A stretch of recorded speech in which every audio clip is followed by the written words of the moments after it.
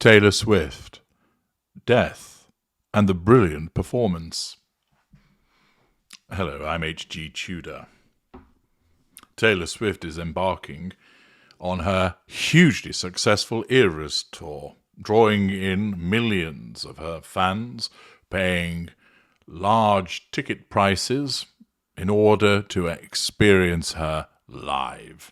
And at the moment, she has been in South America, playing in Brazil, where there were unfortunate circumstances where a young fan of hers passed away. However, this is not going to stop a narcissist in her tracks, nor from utilizing the tragedy of somebody else's demise to her advantage. This is a useful contrast. You've perhaps watched my videos about death and how the narcissist views death and utilizes death. And of course, we've seen examples of a mid-range narcissist with This One's Wife, where she swooped into Uvalde using the tragedy of the death of children as a means to make herself look good. But her form of narcissism, the way that it has evolved, was not sufficiently sophisticated enough so that she engaged in rather crass behaviours, such as turning up at the school, turning up at the medical centre, handing out stale vending machines sandwiches, and then waltzing up and down at the memorial with a camera crew and with photographers in tow. The result was, it didn't make her look kind and empathic. It did not make her look caring.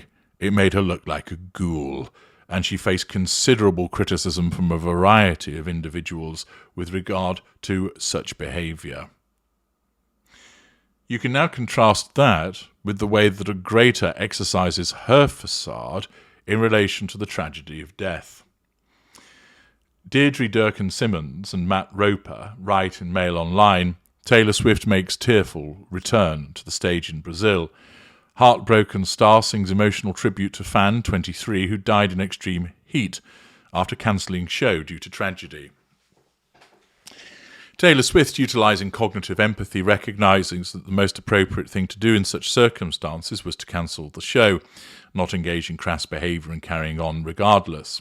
She also recognises that it is appropriate to issue some kind of tribute to the individual that had passed away, because that makes her look good. It makes her look good in the eyes of her fans. It manages her facade effectively.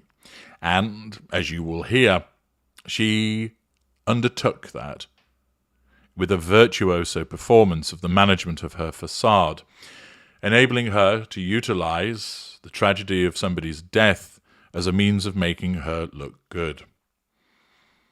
Her fans won't realise this because they don't realise that she's a narcissist. They don't understand that she's devoid of emotional empathy and doesn't actually care, save as to how she can utilise circumstances with malice aforethought to her advantage.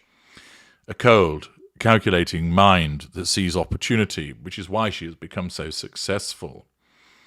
She recognises, in the way that I do, the behaviour of empathic individuals and how that can be utilised to her advantage, how she can exploit it, but make it look like she's not exploiting it.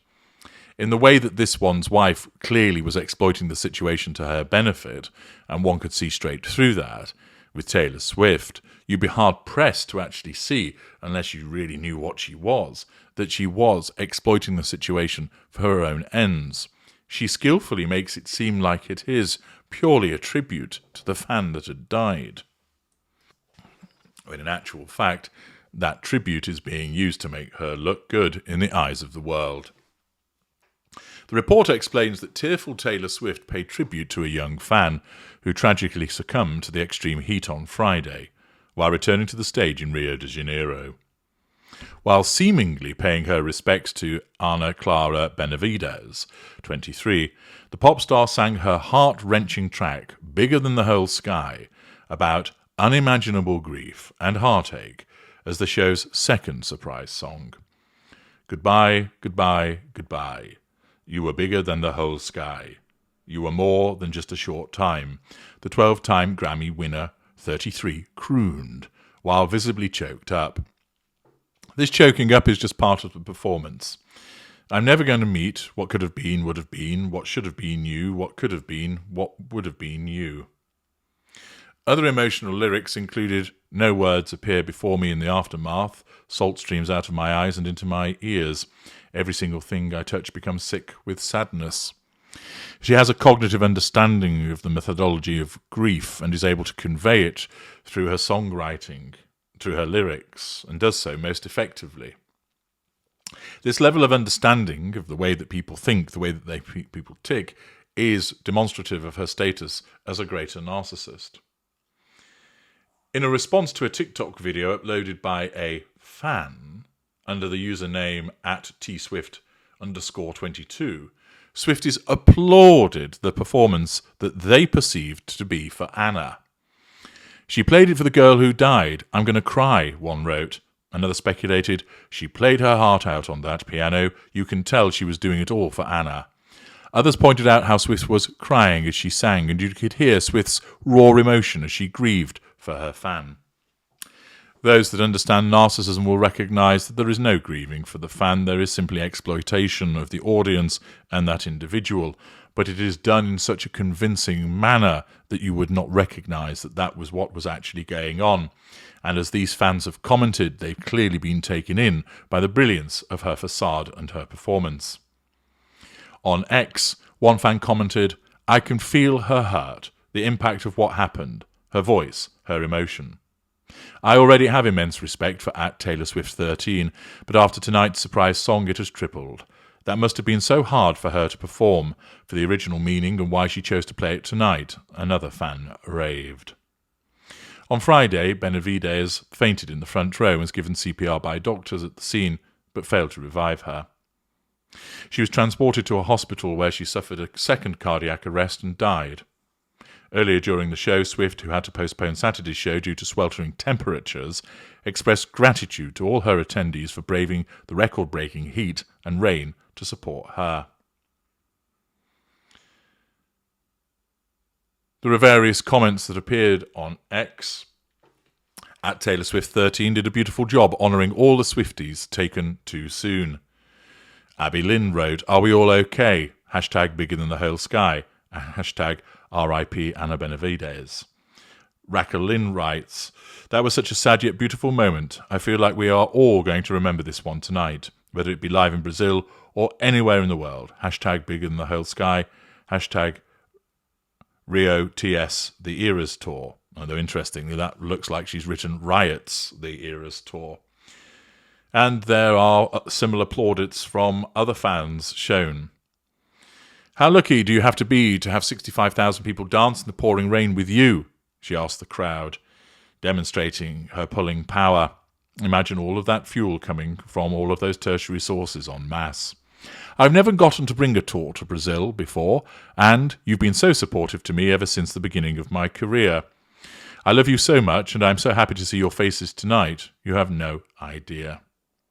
Later on, during the singer's set, the crowd erupted after champagne problems as Swift teared up, mouthing, I love you, according to social media footage.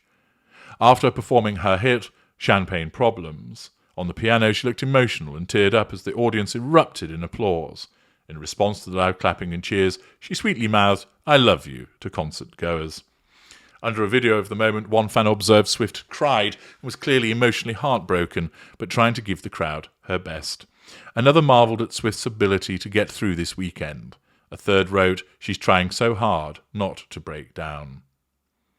Her second show, which marks her first since Benavides' death, comes as Brazil is experiencing an unprecedented heat wave, and fans were reportedly not allowed to bring water into the highly anticipated concert despite the sweltering temperatures. After Swift's performance on Friday, fans claimed they had been banned from taking water into the venue, but this has not been verified. In a handwritten note published on Instagram, Swift spoke of her shock over Benavides' death.